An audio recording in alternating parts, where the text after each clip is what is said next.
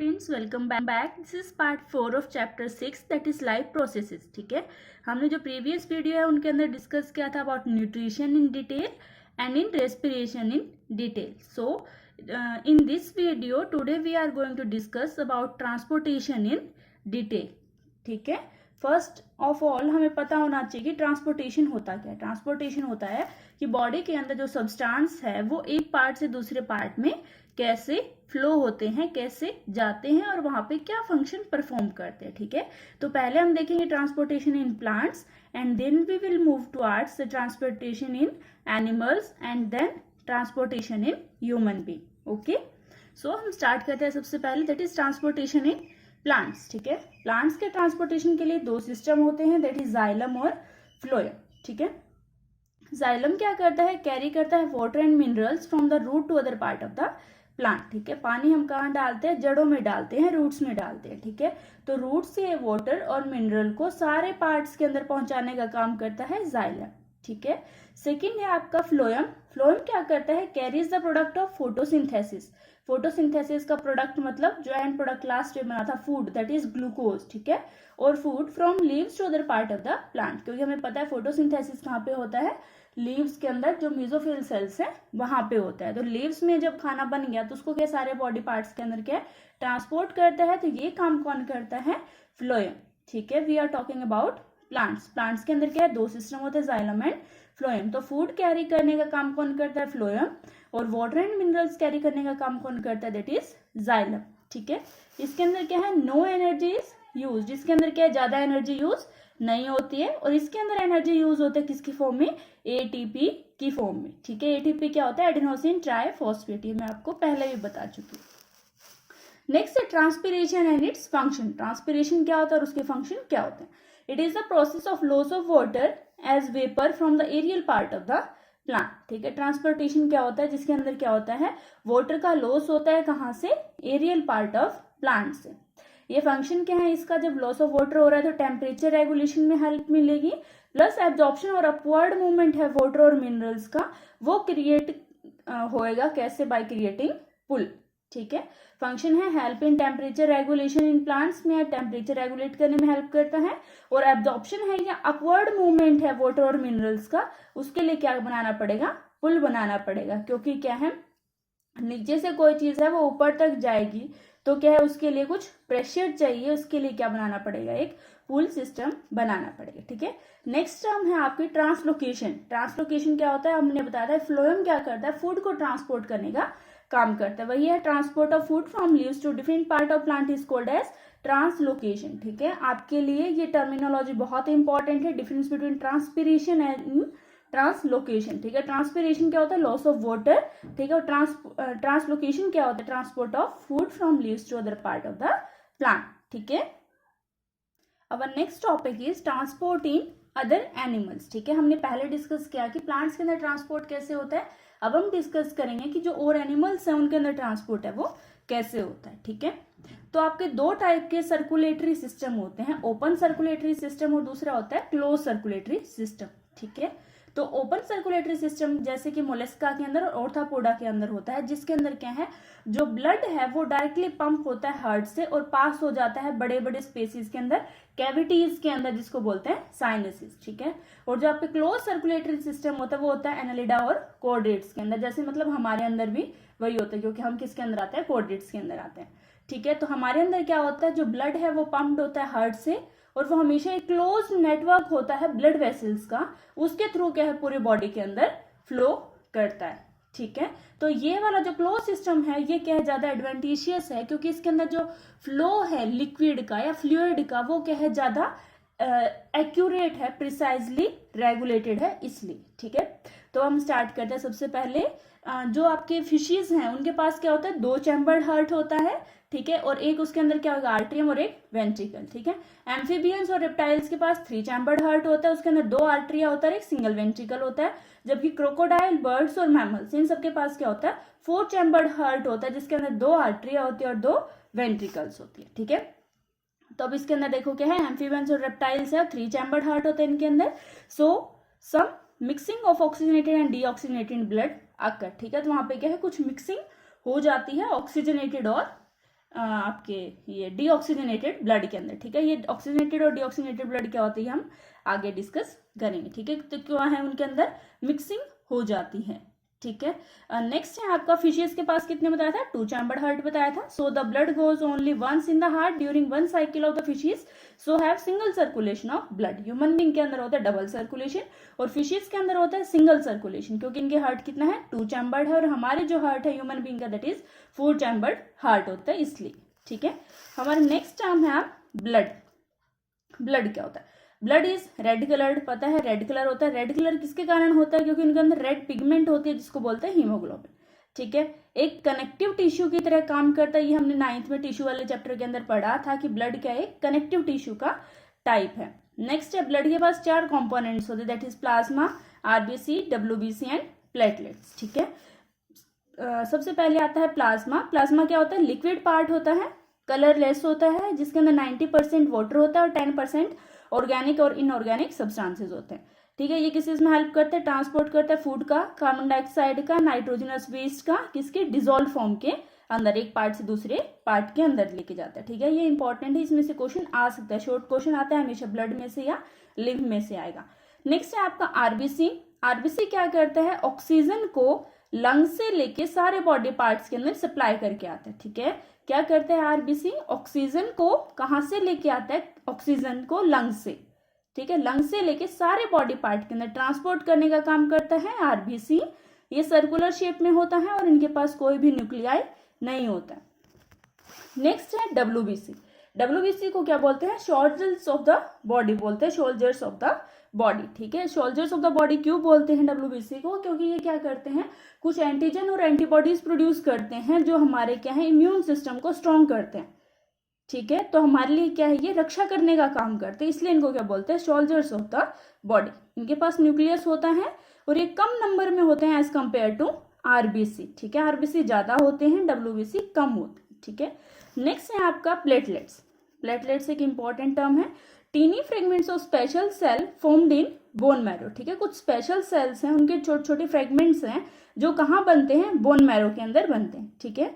They do not have nuclei, उनके पास भी nuclei नहीं होता, और ये हेल्प किस में करते हैं, help in coagulation of blood और वाउंड, ठीक है। जब या तो कोई घाव हो जाता है या कहीं से खून निकलना स्टार्ट हो जाता है, तो कुछ टाइम के बाद क्या होता है, उसके ऊपर एक पपड़ी सी जम जाती है ना, उस चीज को ही बोलते हैं कोगुलेशन, ठीक है। तो ब्लड या वाउंड के अंदर कोगुलेशन करने में हेल्प करता है कौन, प्लेटलेट्स, ठीक है। तो ब्लड और उसके चारों कंपोनेंट्स मोस्ट इंपॉर्टेंट है, आपको बहुत अच्छे से याद होना चाहिए। Now our next topic is transportation in human being, ठीक है, कि ह्यूमन बींग के अंदर ट्रांसपोर्टेशन है वो कैसे होता है। Human circulatory system consist of, उसके पास क्या क्या चीजें हैं, हार्ट है, आर्टरीज और वेन्स हैं, ब्लड और लिम्फ है, ठीक है। ये सब क्या है, सर्कुलेटरी सिस्टम के पार्ट हैं, ठीक है। जैसे हमने न्यूट्रिशन के अंदर डाइजेस्टिव सिस्टम के पार्ट पढ़े थे, रेस्पिरेशन के अंदर रेस्पिरेटरी सिस्टम के पार्ट्स पढ़े थे, तो सेम सर्कुलेटरी सिस्टम के पार्ट क्या है, ये सब है।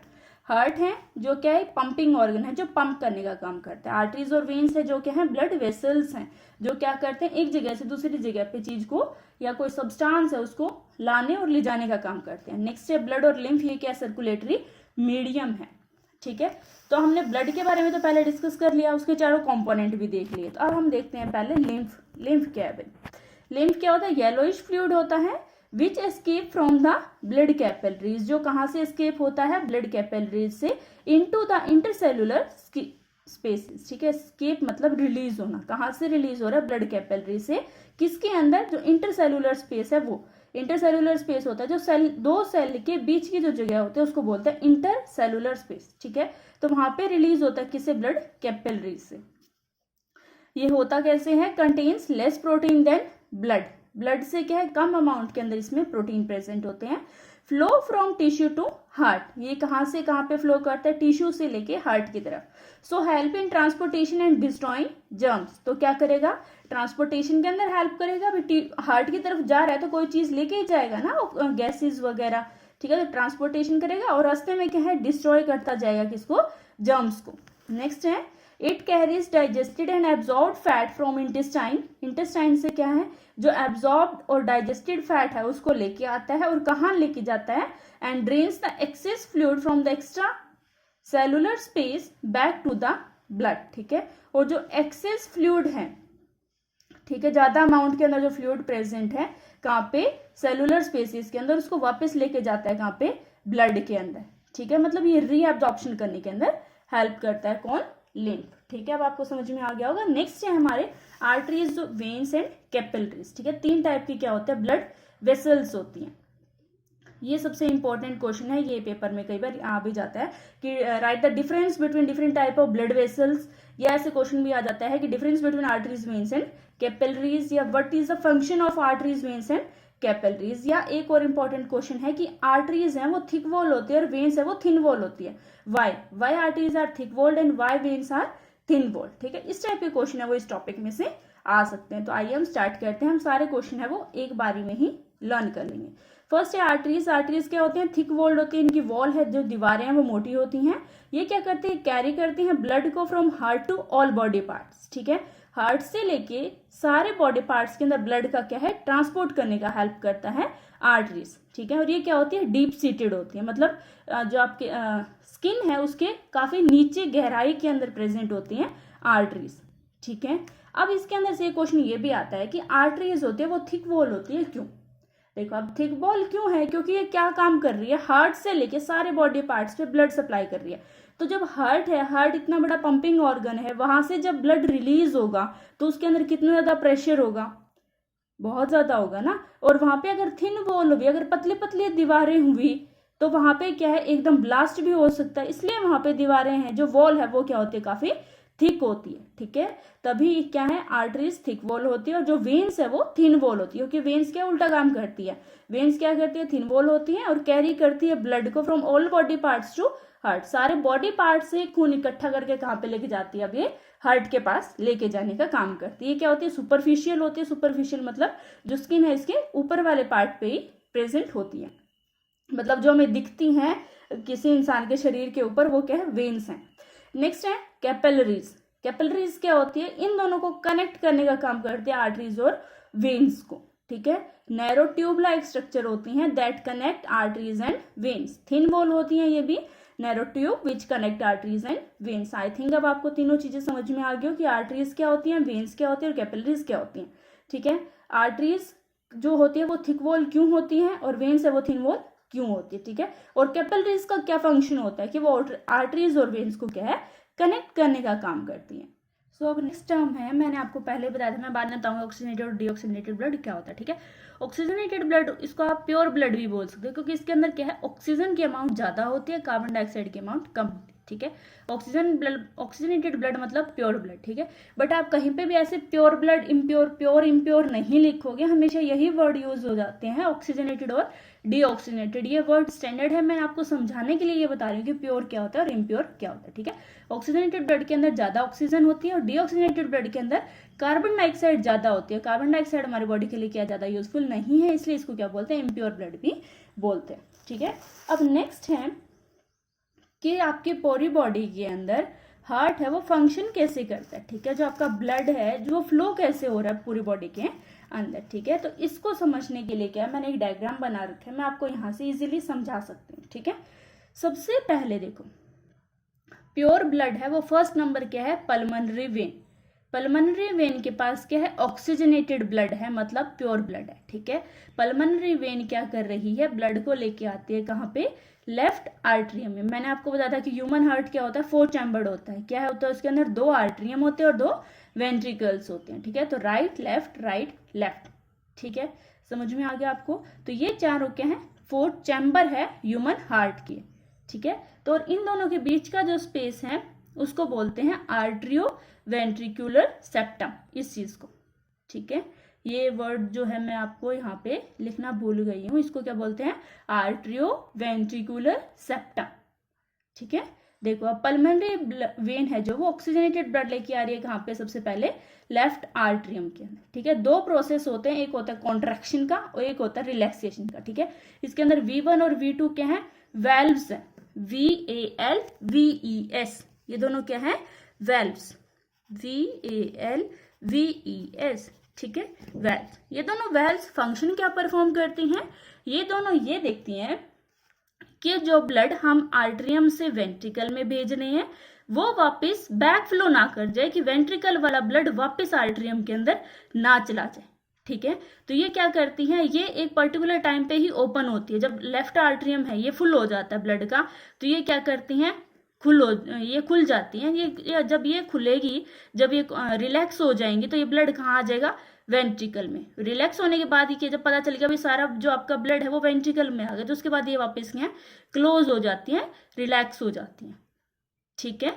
कॉन्ट्रैक्ट हो जाती हैं और फिर क्या रिलैक्स हो जाती हैं। ये फंक्शन परफॉर्म करती हैं वेल्व्स, ठीक है। ये कई बार शॉर्ट क्वेश्चन के अंदर आ जाता है कि जो वेल्व्स है ह्यूमन हार्ट में, उनका फंक्शन क्या होता है। तो आप क्या लिखोगे, it prevents the backflow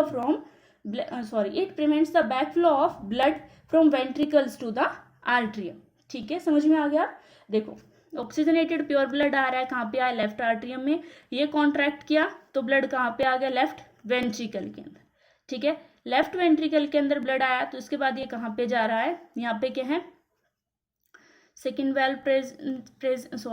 well present थी, ये सेकेंड प्रोसेस हो गया। ये फर्स्ट प्रोसेस यहाँ पे था, this is second step. Second step में क्या हुआ, जो ब्लड है वो लेफ्ट आर्टरियम से कहाँ पे आ गया, लेफ्ट वेंट्रिकल में, ठीक है। अभी भी ये प्योर है यहाँ से फिर ये जाएगा मेन आर्टरी, दैट इज ओरोटा, ठीक है। ये भी इंपॉर्टेंट वर्ड है कि ओर्टा क्या है, aorta is the main artery which carry the blood from left ventricle to the body organ, ठीक है। And the blood in this situation is oxygenated और प्योर ब्लड, ठीक है, ऐसे लिखोगे आप, ठीक है। तो ये क्या है, लेफ्ट वेंट्रिकल से थर्ड स्टेप में क्या है, मेन आर्टरी या ओर्टा हमारा ब्लड कैरी कर रही है कहाँ पे, सारे बॉडी ऑर्गन्स पे, ठीक है। तो फर्स्ट स्टेप जो आपका है ये हाफ पाथवे, इसके अंदर क्या हुआ, लंग्स से ब्लड आया पल्मोनरी वेन से लेफ्ट आर्टरियम में, लेफ्ट वेंट्रिकल में, मेन आर्टरी और ओर्टा से होता हुआ कहाँ तक पहुंच गया, बॉडी ऑर्गन्स पे, ठीक है। बॉडी ऑर्गन्स के पास क्या होगा, एक्सचेंज ऑफ गैसेज होगा, कि जो प्योर ब्लड है वो क्या हो जाएगा, इम्प्योर हो जाएगा, है ना। क्योंकि बॉडी के पास क्या है, हमें जितने भी ऑर्गन्स हैं, सेल्स एंड टिश्यू, उन सबको क्या है, फ्रेश ऑक्सीजन चाहिए, फ्रेश ब्लड चाहिए। तो यहाँ पे पहले से क्या प्रेजेंट है, गंदा ब्लड प्रेजेंट है, यहाँ से क्या आ रहा है, अच्छा ब्लड आ रहा है, ठीक है। तो ये अच्छा ब्लड क्या है, एक्सेप्ट कर लेंगे, ले लेंगे, और गंदा ब्लड को क्या आगे फ्लो होने के लिए छोड़ देंगे, ठीक है। तो यहाँ तक आ रहा था मेन आर्टरी ओर्टा से जो ब्लड, ये सारे क्या था, प्योर ब्लड था, प्योर ब्लड आया यहाँ पे। फिर बॉडी ऑर्गन से होता हुआ क्या, ये डीऑक्सीनेटेड गंदा ब्लड कहाँ से कहाँ चला गया, वीना केवा की हेल्प से, ठीक है। तो आपके डिफरेंस आता है वो ऐसे आता है कि what is the function of vena cava and as well as aorta. तो बच्चे कंफ्यूज हो जाते हैं कि प्योर किस में था और इम्प्योर किस में था, ठीक है। क्योंकि दोनों क्या है, एक बॉडी पार्ट्स तक खून लेके आ रहे हैं और एक बॉडी पार्ट से खून लेके जा रही है, ठीक है। तो जो आपके वीना केवा उनके पास क्या होता है, डीऑक्सीजनेटेड इम्प्योर ब्लड होता है, दिस इज स्टेप 4, ठीक है। तो अब ये ब्लड जा कहाँ आ रहा है, this is going towards right atrium, right atrium में आ गया, ठीक है। राइट आर्टरियम से V2 से होता हुआ फिफ्थ स्टेप में कहाँ पे पहुंचा, राइट वेंट्रिकल में। राइट वेंट्रिकल से फिर ये ब्लड कहाँ पे गया, डीऑक्सीजनेटेड ब्लड है ये, किसकी हेल्प से, पल्मोनरी आर्टरी की हेल्प से कहाँ चला गया, लंग्स में, ठीक है। This is step 6। ये छोटा सा प्रोसेस है जिसके अंदर क्या दिखाया गया है, सर्कुलेशन दिखाया गया है ब्लड का, ठीक है, ह्यूमन बीइंग के अंदर, ठीक है। और जो जिसके अंदर डिफरेंट पार्ट्स थे उनके मैंने जो आपके फंक्शन है वो भी आपको साथ साथ में बता दी, ठीक है। अब नेक्स्ट है मोस्ट इंपॉर्टेंट क्वेश्चन आता है जो इस पार्ट में से, that is double circulation and its significance. मैंने आपको स्टार्टिंग में बताया था कि ह्यूमन बीइंग के अंदर क्या होता है, डबल सर्कुलेशन होता है, और फिश के अंदर क्या है, सिंगल सर्कुलेशन होता है। तो डबल सर्कुलेशन क्या होता है, कैसे होता है, और उसका बेनिफिट क्या है, ठीक है। ये मोस्ट इंपॉर्टेंट क्वेश्चन है। ये मतलब हर बार ऐसे होता है कि अगर सर्कुलेशन में से कोई क्वेश्चन आना है तो ये मोस्टली आना ही आना है, 99% इसके चांसेस होते हैं, ठीक है। तो इसको हम अभी याद कर लेते हैं। इसके अंदर क्या है, body travels twice through the heart, blood travels twice through the heart in one complete cycle of the body, ठीक है। अब देखो हम डायग्राम देखते हैं ऊपर, हार्ट का है इसमें। बहुत सारे बच्चे ऐसे कहेंगे मैडम आपने हार्ट तो कहीं बनाया ही नहीं। अरे तो बच्चों ये 4 जो चैम्बर हैं ये क्या है, हार्ट हैं। इस पूरे पार्ट को आप हार्ट कंसीडर करो, ठीक है, दिस इज हार्ट। अब पूरे जो आपने साइकिल पढ़ी, एक साइकिल 1 से लेके 6 स्टेप तक, इसके अंदर जो ब्लड है वो हार्ट के पास कितनी बारी आया, 2 बारी ना। देखो एक बार यहाँ से आया पल्मोनरी वेन की हेल्प से, और नेक्स्ट आया मेन वेन की हेल्प से, ठीक है, 2 बार आया है ना। तो इस टाइप के सर्कुलेशन को क्या बोलते हैं, डबल सर्कुलेशन बोलते हैं। कि एक सिंगल साइकिल के अंदर, इन 6 स्टेप्स के अंदर जो ब्लड है वो हार्ट के पास 2 बार आया, that's why this is called as double circulation, ठीक है, अब देखते हैं नेक्स्ट जो 2 टर्म है इंपॉर्टेंट ये। फर्स्ट है पल्मोनरी सर्कुलेशन क्या होता है। Blood moves from the heart to the lungs and back to the heart. ठीक है, पहला सर्कुलेशन है पल्मोनरी सर्कुलेशन, जिसके अंदर जो ब्लड है वो कहाँ से कहाँ तक जा रहा है, हार्ट से लेके लंग्स तक। ठीक है, और फिर वापस हार्ट तक। तो देखो ऊपर ये वाला प्रोसेस, ब्लड कहाँ से जा रहा है, हार्ट से लेके लंग्स तक, लंग्स से लेके वापस हार्ट तक। ठीक है, तो ये ऊपर वाली साइकिल, इसको क्या बोलेंगे, पल्मोनरी सर्कुलेशन। ठीक है, पल्मोनरी सर्कुलेशन के अंदर क्या है, blood flows from heart to lungs and back to the heart, this is called as pulmonary circulation. ठीक है, सेकेंड है आपका सिस्टमैटिक सर्कुलेशन। सिस्टमैटिक सर्कुलेशन के अंदर क्या है आपका, देखो blood travels from the heart to the rest of body and back to the heart. इसके अंदर क्या हो रहा है, जो ब्लड है इस वाले नीचे वाला जो प्रोसेस, अब ये वाला प्रोसेस देखेंगे, इसके अंदर क्या है, जो ब्लड फ्लो है कैसे हो रहा है, from heart to body organ and back to the heart. इस प्रोसेस को क्या बोलते हैं, सिस्टमैटिक सर्कुलेशन बोलते हैं। तो ह्यूमन जो आपका डबल सर्कुलेशन है उसके अंदर क्या होता है, 2 टाइप के सर्कुलेशन होते हैं, पल्मोनरी सर्कुलेशन है, सिस्टमैटिक सर्कुलेशन। ठीक है, पल्मोनरी के अंदर क्या है, जो ब्लड मूव करता है हार्ट से लेके लंग्स तक, और लंग्स से क्या है वापस हार्ट तक। ठीक है, नेक्स्ट है आपका सिस्टमैटिक सर्कुलेशन, इसके अंदर ब्लड मूव करता है हार्ट से लेके सारे body parts, rest of the body parts तक, और वापस कहाँ तक आ जाता है, हार्ट तक आ जाता है। ठीक है, ठीक है, तुम्हारा क्वेश्चन क्या था, double circulation and its significance. तो डबल सर्कुलेशन होता क्या है वो तो हमने समझ लिया, अब हम देखेंगे उसका सिग्निफिकेंस क्या है। सिग्निफिकेंस का मतलब होता है उसकी इंपॉर्टेंस, उसकी जरूरत क्यों है। ठीक है, तो देखो double circulation is necessary to supply oxygenated blood to the whole body parts. ठीक है, डबल सर्कुलेशन हमारे लिए जरूरी है ताकि वो क्या ऑक्सीजनेटेड ब्लड को सारे बॉडी पार्ट्स के अंदर सप्लाई कर सके, and to get deoxygenated blood reoxygenated in the lungs, कि जो डीऑक्सीजनेटेड ब्लड है, जो इम्प्योर ब्लड है, वो वापस रीऑक्सीजनेट हो सके कहाँ पे, लंग्स के अंदर। ठीक है, तो ये क्या है, significance of double circulation. Our next topic is blood pressure या बीपी। ठीक है, हम बहुत सारे लेमैन लैंग्वेज में डॉक्टर के पास जा रहे हैं कि बीपी इंक्रीज हो गया, बीपी कम हो गया, बीपी हाई हो गया, क्यों हो गया, कैसे हो गया, तो ये सब हम क्या है इसके अंदर देखने वाले हैं। पहले हम देखेंगे बीपी या ब्लड प्रेशर होता क्या है। ठीक है, ब्लड प्रेशर होता है the force that blood exerts against the wall of vessels. ठीक है, जो आपकी वेसल्स हैं उसकी वॉल के अगेंस्ट जो आपकी फोर्स एक्सर्ट होता है उसको बोलते हैं ब्लड प्रेशर। ठीक है, वो फोर्स जो ब्लड एक्सर्ट करता है कहाँ पे, वेसल्स के वॉल्स के अगेंस्ट। हमें पता है कि ब्लड कैसे फ्लो होता है वेसल्स में, या वो किसमें, आर्टरीज में है, या वेन्स में, या कैपिलरीज में होगा। ठीक है, और उनके अंदर क्या होती है, वॉल्स होती है। तो ब्लड फ्लो कर रहा है कहीं जगह पे, तो वहां पे क्या वो प्रेशर तो अप्लाई करेगा ही करेगा। तो वो प्रेशर कितना है, उस चीज को ही बोलते हैं ब्लड प्रेशर। ठीक है, नेक्स्ट है blood pressure is much greater in arteries than in veins. ठीक है, ये इंपॉर्टेंट क्वेश्चन है, ब्लड प्रेशर ज्यादा होता है आर्टरीज के अंदर as compare to the veins. ठीक है, ऐसा क्यों, क्योंकि आर्टरीज ब्लड कहाँ से लेके आती है, हार्ट से। जब हार्ट से ब्लड रिलीज होएगा तो ऑटोमेटिकली ही ज्यादा प्रेशर का होगा as compare to the veins. ठीक है, नेक्स्ट है the pressure of blood inside the arteries. ठीक है, आर्टरीज के अंदर जब वेंट्रिकुलर सिस्टोल होता है, मतलब कॉन्ट्रैक्ट कर रही होती हैं वो, तो उस टाइम क्या होता है, उसको क्या, उस टाइप के जो प्रेशर होता है उसको बोलते हैं सिस्टोलिक प्रेशर। ठीक है, वेंट्रिकुलर सिस्टोल या कॉन्ट्रैक्ट करती हैं जब आर्टरीज, उस टाइम जो प्रेशर होता है उसको बोलते हैं वेंट्रिकुलर सिस्टोल। ठीक है, तो उस प्रेशर को क्या बोलेंगे, सिस्टोलिक प्रेशर। ठीक है, वेंट्रिकुलर सिस्टोल मतलब कॉन्ट्रैक्ट करना। ठीक है, कोई चीज है वो ऐसे करती है तो वो कॉन्ट्रैक्ट होती है, ऐसे होती है जब वो रिलैक्स हो जाती है। तो जब वो कॉन्ट्रैक्ट करती है तो उसके अंदर क्या कुछ प्रेशर बनता होगा, उस प्रेशर को बोलते हैं सिस्टोलिक प्रेशर। ठीक है, नेक्स्ट है जब वेंट्रिकुलर डायस्टोल होता है, मतलब जब जो आपकी ब्लड वेट जो आर्टरीज है ये क्या होगी, रिलैक्स होगी, वापस ओपन अप होगी, तो उस टाइम के जो प्रेशर रिलीज होता है उसको बोलते हैं डायस्टोलिक प्रेशर। ठीक है, तो नॉर्मल सिस्टोलिक प्रेशर कितना होता है, 120 mm ऑफ Hg। ये यूनिट बहुत इंपॉर्टेंट है बच्चे, जैसे हम मीटर, सेंटीमीटर, किलोग्राम्स ये सब लगाते हैं, तो इसके अंदर बीपी के जो यूनिट है वो क्या होती है, mm of Hg, mm of Hg। ठीक है, नॉर्मल सिस्टोलिक प्रेशर कितना होता है 120 और नॉर्मल डायस्टोलिक प्रेशर कितना होता है 180। तो अगर आपसे कोई पूछे कि रेंज क्या है बीपी की, रेंज के लिए क्या लिखोगे आप, 120/80, ठीक है।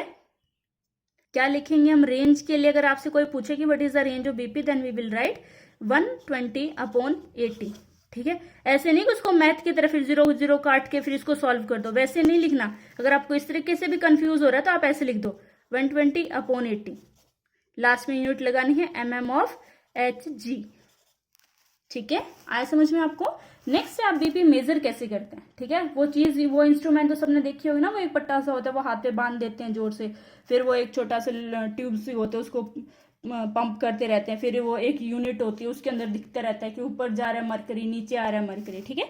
वो सब इंस्ट्रूमेंट आप सबने देखा हुआ है, ठीक है। तो उसका नाम क्या है, ये आ जाता है पेपर में कई बार शॉर्ट क्वेश्चन के अंदर, 1 मार्क्स वाले के अंदर, ठीक है।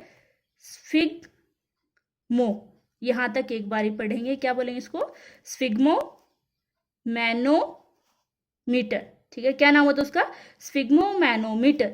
आप इसकी स्पेलिंग भी याद कर लेना। आई नो ये थोड़ा टिपिकल सा नाम है, बट आपको याद होना चाहिए कि बीपी किस इंस्ट्रूमेंट से मेजर होता है, स्फिग्मो मैनोमीटर से, ठीक है।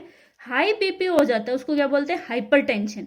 हाइपरटेंशन के अंदर क्या होता है, जो ब्लड का प्रेशर है वो बहुत ज्यादा हो जाता है, ठीक है। तो उसके अंदर क्या है, कई बार आर्टरीज हैं वो रप्चर भी हो जाती हैं, टूट भी जाती है, ब्रेक डाउन भी हो जाता है, और उसके कारण क्या, इंटरनल ब्लीडिंग स्टार्ट हो जाती है, ठीक है। तो ये सब है आज का जो हमारा टॉपिक था, ट्रांसपोर्टेशन के बारे में डिटेल एक information, okay. That's all for today. I hope you have learned a lot. If you enjoyed the video, then like it, share this with your friends, and subscribe to Dream Knowledge for more fresh content. Thank you.